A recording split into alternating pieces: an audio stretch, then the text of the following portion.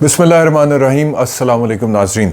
इस वीलॉग में आपको बताएंगे कि आगे कुछ दिनों में होने क्या जा रहा है। जो सूरत हाल है पॉलिटिक्स की वो आपके सामने। इस वक्त मैं वैसे भी कैपिटल में हूँ, इस्लामाबाद में हूँ। मैंने स्पीकर नेशनल असम्बली राजा परवेज़ अशरफ साहब को इंटरव्यू करना था, उनको इंटरव्यू किया। बहुत सारी बातें हुई हैं, ऑन कैमरा ऑफ कैमरा कुछ बातें हुई हैं।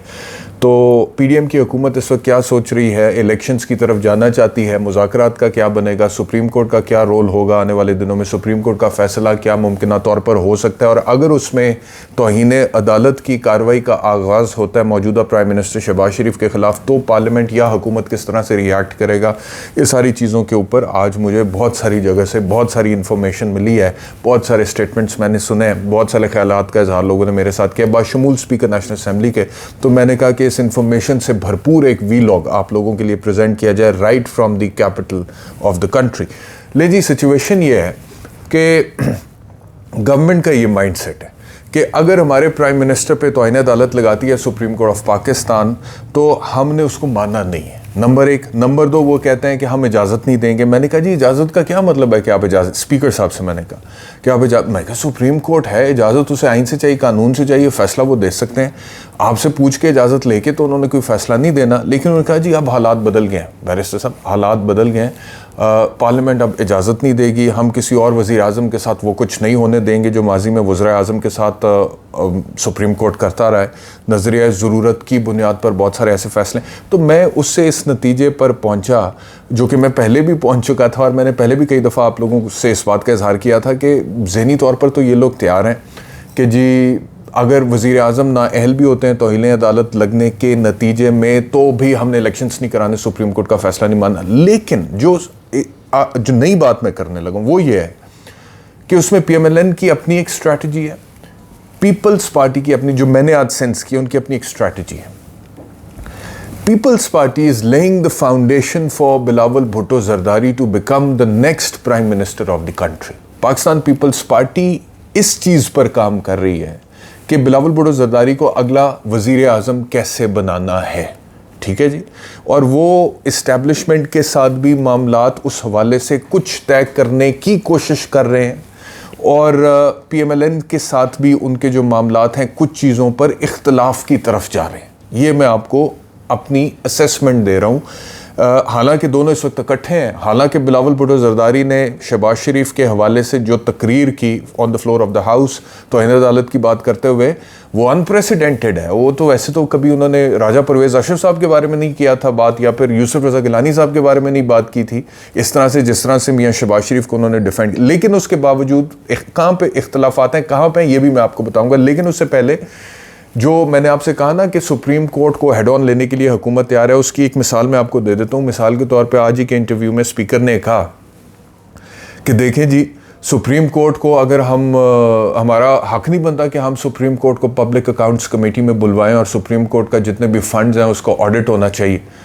तो मैंने उनसे सवाल किया कि वैसे ये आपको क्या खदशा है कि सुप्रीम कोर्ट को फंड्स गवर्नमेंट ही इशू करती है ना, सुप्रीम कोर्ट एक इदारा है, वो चलता है, जज साहबान बैठते हैं, अदालत का अपना एक बजट है। उन्हें कहा बिल्कुल हम, लेकिन उस बजट का इस्तेमाल, रिसोर्सेज की एलोकेशन कैसे, कहाँ पर, किसने की, कब की, किन बुनियादों पे की, ये जानना हमारा हक है पब्लिक अकाउंट्स कमेटी का। खैर मैंने उनसे इस बार इस हवाले से कहा कि वो नैब का भी ज़रा आप कर लें, वो तो 800 अरब रुपए के करीब रिकवरी है जिसका हिसाब अभी तक रिकॉर्ड पे नहीं आ रहा। यानी कि नैब ने जो रिकॉर्ड पे बताया कि इतने अरब रुपए की रिकवरी हमने की है, उसमें से 800 अरब रुपए का हिसाब नैब अभी तक नहीं दे सकी है पब्लिक अकाउंट्स कमेटी को। तो पहले पब्लिक अकाउंट्स कमेटी वो तो कर ले, फिर सुप्रीम कोर्ट का तो बजट उसके मुकाबले में बड़ा लिमिटेड सा है। और खदशा क्या आप लोगों को, क्या खदशा है कि जिसकी वजह से आप कहते हैं कि ऑडिट उनका होना। उन्होंने कहा जी आप बताएं कि खदशा ही हो तो फिर होना चाहिए, बाकी इदारों में करप्शन होती है जो उनका ऑडिट। मैंने कहा जी होती है। तो कहते फिर होती है तो फिर सुप्रीम कोर्ट में भी होती है। ये स्पीकर साहब के अल्फाज थे। लेकिन बहरहाल उन्होंने मुझे जब इंटरव्यू में ये बात कही, उसके बाद की खबर मैं आपसे शेयर कर रहा हूँ और हुकूमत का माइंडसेट आपको बता रहा हूँ।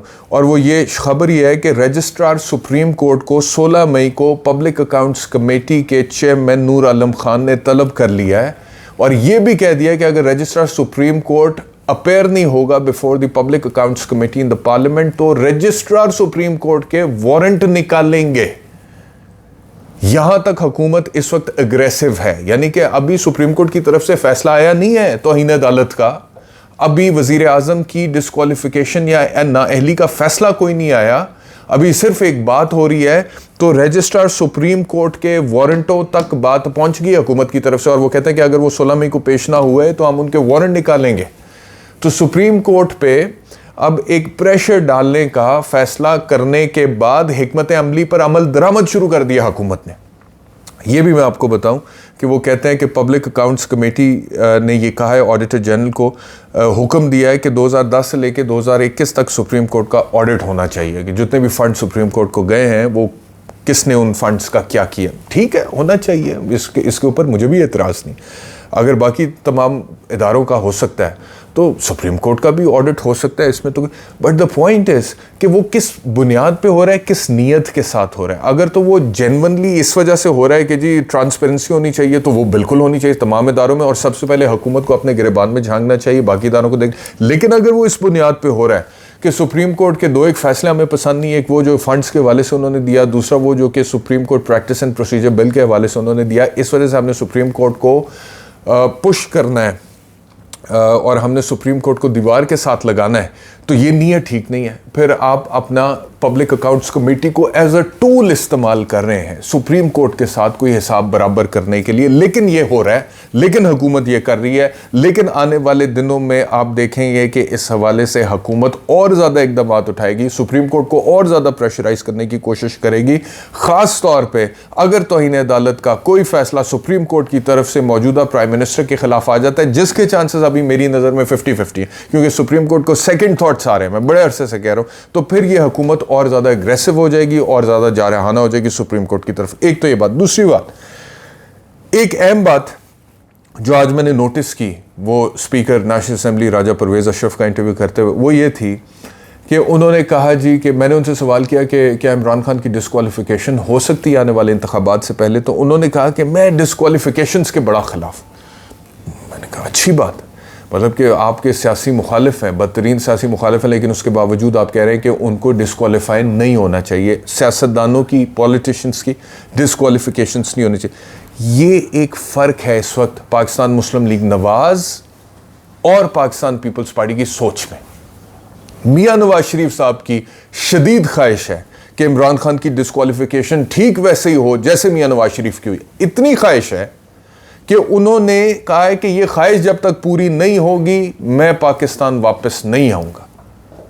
ये ख्वाहिश पूरी होगी तो मियां नवाज शरीफ पाकिस्तान वापस आएंगे, लैंड करेंगे और फिर अपने आप को पाकिस्तान के अवाम के मसाइल के मसीहा के तौर पे प्रेजेंट करेंगे। लेकिन पहले ख्वाहिश पूरी करो, क्या कि इमरान खान को डिस्क्वालीफाई करो, उसको नाइल करो। ये मियां नवाज शरीफ की मुस्लिम लीग नवाज की ख्वाहिश।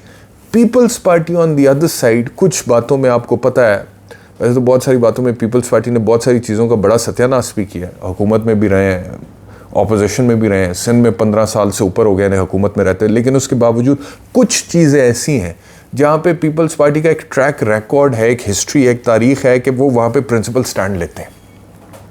गो के पीडीएम की हुकूमत में आके जो कुछ हुआ है पिछले 1 साल में, उसमें पाकिस्तान पीपल्स पार्टी की सूरत हाल भी मैं समझता हूँ ज़ाती तौर पे कि बहुत मुतनाज़ा हो चुकी है। वैसी लिबरल, जमहूरी, इंसानी हुकूक के साथ खड़ी रहने वाली जमात के तौर पे उसका जो एक इमेज था पाकिस्तान पीपल्स पार्टी का हमेशा से कि ये लिबरल हैं, ये इंसानी हुकूक और इस तरह और मार्शल लॉ और इस तरह की चीज़ों के ख़िलाफ़ है, वो चीज़ें बड़ी इफ़ेक्ट हुई।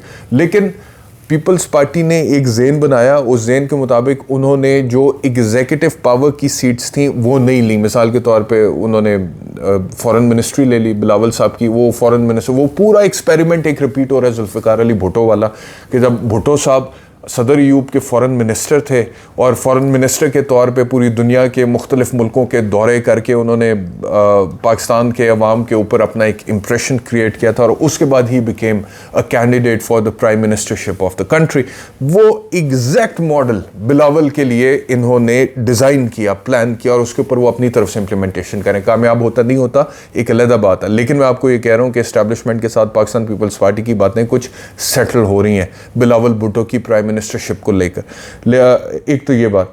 दूसरा ये कि पाकिस्तान पीपल्स पार्टी ने फॉरेन मिनिस्ट्री ले ली, स्पीकरशिप ले ली, लेकिन वो प्राइम मिनिस्टरशिप और वो बाकी वजारतें वगैरह में कोई ख़ास कोई हिस्सा उन्होंने नहीं लिया। और कोशिश यही है उनकी कि वो जो नज़ला है परफॉर्मेंस का, उससे हम कम से कम अपने ऊपर लें।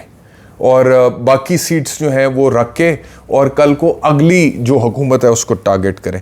तो ये सोच है पाकिस्तान पीपल्स पार्टी और पाकिस्तान मुस्लिम लीग नवाज़ की सियासी तौर पे फ़र्क जो है वो मैंने आपको बता दिया कि पीपल्स पार्टी इस वक्त इमरान खान की डिसक्वालिफिकेशन के हक़ में नज़रियाती तौर पर नहीं है। PMLN है, वो चाहती भी है, उनकी ख्वाहिश भी है, वो कोशिश भी कर रहे हैं, वो डिमांड्स भी रख रहे हैं, वो शर्तें भी रख रहे हैं, वो मुतालबे भी कर रहे हैं और इस एक चीज़ के ऊपर आगे जाके इख्तलाफ गहरा हो सकता है दोनों पार्टीज़ के माबैन।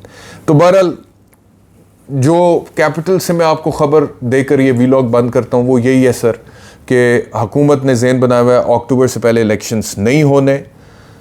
पीपल्स पार्टी का ज़हन है कि बिलावल साहब को प्राइम मिनिस्टर बनाओ किसी तरह। सुप्रीम कोर्ट ने रिकॉर्ड जो मांगा है उसके ऊपर वो नज़रसानी कर रहे हैं, देख रहे हैं, हो सका तो वो रिकॉर्ड भेज भी देंगे। लेकिन मैंने आपको उसके ऊपर कानूनी तौर पे कल आपको बता दिया था कि क्या पोजीशन है, सुप्रीम कोर्ट को भी नहीं वो मांगना चाहिए। तो ये सूरत हाल है और आने वाले दिनों में जो भी होगी मज़ीद वो आपसे शेयर करेंगे। अपना ख्याल रखें, अपने घर वालों का ख्याल रखें। बहुत शुक्रिया।